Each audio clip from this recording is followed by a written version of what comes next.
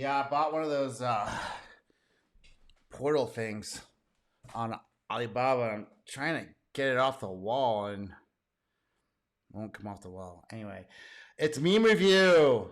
Meme review. Yeah, meme review. We got these memes. Give me the memes. Give me the memes. First one up.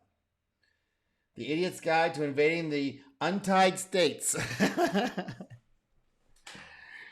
Militia Land. Far Cry. Here, oh, there's the guy. There it is. Militia Land. Far Cry. Less cultists. More guns. I double dare you to try and move a tank through this. Sniper's Paradise. Chirac. Slaughter Fields. Guerrilla Warfare's Wet Dream. Why do the bullets smell of maple syrup and flannel? Hope you like long, brutal urban warfare. LOL, good luck here, pissed off rednecks. Might as well be Vietnam with gators and meth heads, hicks and spicks. So hot, it'll make you wish for a nuclear winter. Mormon crucifixion fields. Might as well be the Sahara Desert. I double dare you to try and move a tank through this. All right, enough of that. So yeah, this is kind of the wet dream of the Civil War kids. Like, what's his name? Tim Pool is always pushing the Civil War angle. Yeah, the problem is that, it's drone warfare now, and even the Marines have gotten rid of all their snipers. Let me go and find that article real quick.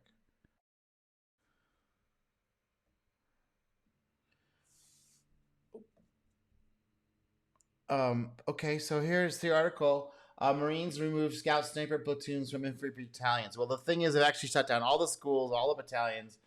So there's no more snipers, and the reason I've been told is because the drone technology makes all that stuff obsolete. Yeah, so with the drones they can direct all sorts of arrays of weaponry remotely. So yeah, it's all going to be electronic. Anyway, so the fantasy is we're going to fight it with those 1970s weaponry. No. Okay, liberals praise Jeffrey Epstein for not discriminating against the disabled. Terrible. This is from Babylon Bee. U.S. military poster boy for COVID vax dies suddenly at age 39. I just got vaccinated. And died suddenly at age 39. This happened in December. Crazy. Whatever. If the cooking lady's arm looks like this, you know the food gonna be good AF.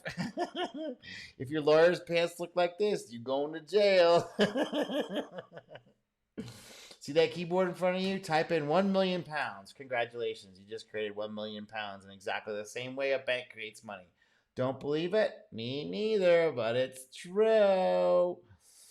Okay, this is from Flat Earth. Don't everybody get too excited. I'm not a flat earther, although there are some interesting things interesting points they bring up. I know the Earth is not flat, but there are some things that they bring up that's very curious and it deserves actual, real explanation. The only thing NASA ever sent to space is your imagination, which is half true, right? They say they put man on the moon. There's a lot of doubts that that's actually possible.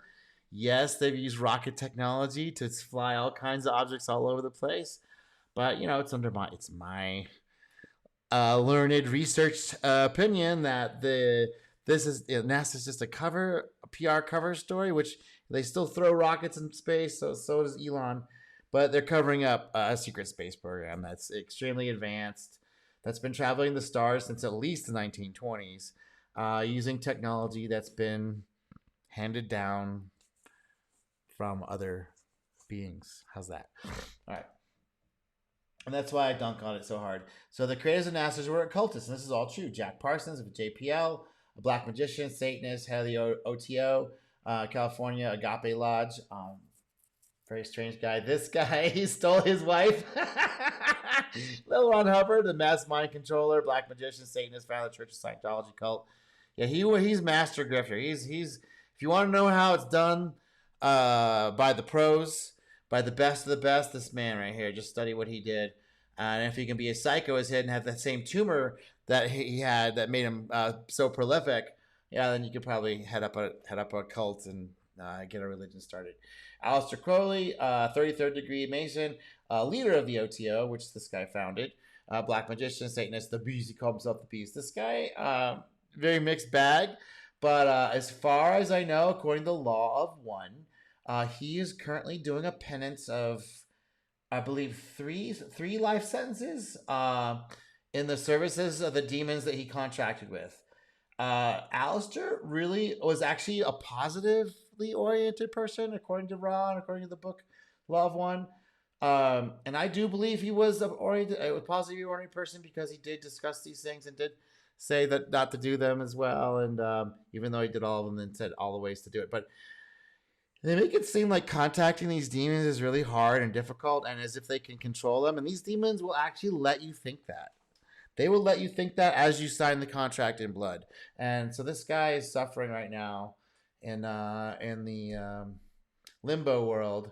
And we all wish him well. And hopefully he'll be out of that quickly, for him, even though he's wailing and gnashing teeth and doing all kinds of dastardly deeds for demons. So anyway. And then we got the Werner von Braun, which is Operation Paperclip. He started NASA, which is slightly different spelling with a Z here and an I here. It just kind of brings up this guy. So you flip this thing upside down, which the Nazis all love to do, and you turn this into from an A to an I, and you get where this guy came from. He directed the V2 rocket program, which was extremely successful. Bombing campaign. They launched over 4,000 of those goddamn things. 4,000. They had a machine running. And so they brought this guy over to do the rocket cover story, while his compatriots and him did participate in the secret space program and is using the alternate technology, anti-grav technology to travel the stars and keep us enslaved. So that's nice. Okay, so we got a young man forced to post a photo of his passport on Facebook to prove his real name is Fuck That Bitch. Or Fuck That Bitch. Fuck That Bitch. After his account is banned 3 times. So I had a similar run-in with Facebook security, and that's how this name is like that, and that's, I had to do all the paperwork and stuff. Which, if you want to know how I did it, maybe I'll do a show on that, because it's you have to read the fine print, dear listener, to know how to do this thing properly. If you want to have a verified name like mine, which is my true family name on Facebook. Yeah. So fuck that bitch. Okay. And then here's one from my a quote from my friend Hunter. This is his favorite phrase, and says if you want to gain any sort of insight, magical insight, you just sit down, and shut the fuck up. God damn. Fairness is one of the great mantras of the left. Let's say left. I mean, to me, it means authoritarian. I don't even know if they're the left anymore, because they're definitely not supporting things that the left used to support. And they're all about free money and free gimme-that's. And the traditional left was about, okay, we're willing to work. We will work, but we want, make it fair. But now it's totally turned into something else. And that's just used as a cudgel, I guess gain votes. I'm not really sure why, but just to gain support, because they don't really need the votes, but they do need the support, and they do need the people to believe it for this authoritarian system to continue. Since everyone has his own definition of fairness, that word is a blank check for the expansion of government power. And this was what he's talking about, is the constrained vision versus the unconstrained vision. And the differences between those two is Dr. Stoll goes into detail about this. So the constrained vision is that, people are bad and they're going to do bad stuff. So we need to figuring out how to minimize the amount of bad they do and direct the energies if we can to like the energies of selfishness.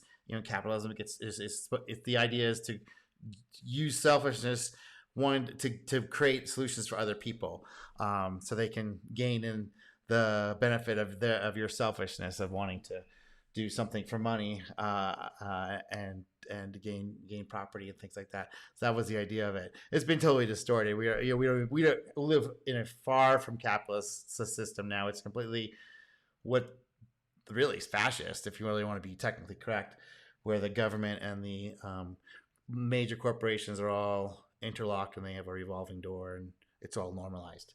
Okay, so fairness is one of the great mantras of the left. Since everyone has his own definition of fairness, that word is a blank check for the expansion of government power.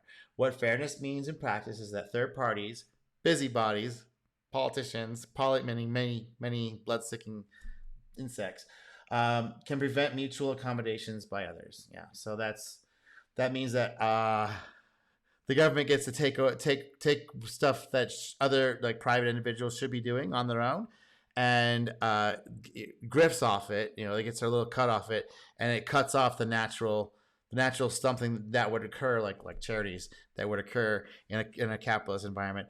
Now that's the theory. Now in practice, it doesn't seem to work all that great. It seems like people get super jealous and monopolies develop, and people copy other people, even if it's really, really, really bad idea and for everyone involved. And so this is another human fault that we don't really have not a really good solution for. So anyway, that's what we're dealing with, right? So we got the equality route, which is a panacea, where people are equal under the law, but equality is never going to be achieved. But we are equal. We have the equal, I guess, opportunity to get it done, even though that's a little bit specious because everyone has a starting point from the last thing we just did. And some people make their starting point a lot better than others, like they secure their starting point. But the basic idea is that we allow people equality of the law, but we understand that people are going to be unequal, and that in a free society, the idea is that we do benefit materially from our skills and our abilities, but we're also supposed to give back charitably and be cordial to our fellow man, not totally exploit them for profit only. So all this stuff has been seriously confused by the left and made really obtuse. But equity means that we make everyone the same, and the strategy is not to lift one up, but to knock the knees out of everyone else to make everyone the same. So that's where the problem is, and that's why the unconstrained vision is always going to be a dangerous one and lead to utopian thinking, which leads to totalitarianism, pure totalitarianism. Always have to sort of thing. So this is like another human fault that we go down these routes. All right, so here's oops, Elon Musk skrok, AI caught plagiarizing OpenAI's ChatGPT. It says we plagiarized your plagiarism, so we can put plagiarism in your plagiarism. So if anyone doesn't know, the ChatGPT has been trained on all the data on all the internet that's available publicly, or maybe not even all of it publicly, but supposedly just the public stuff. So what do you think? Do you think it might come up with the similar stuff? Come on, stop, you guys. This AI stuff, and it's not even AI. Let's just be real clear. Every time this brings up, it's not AI. It's a machine learning autocorrect, ultra high-tech autocorrect, advanced autocorrect. So it's nothing. It's not intelligent. It's just machine learning statistics. I'm guessing what your next word is going to be. Tiffany, I think we're alone now. Guys, all women want from you is everything and nothing at different moments, but all at the same time. Sometimes and never, but always. Exactly.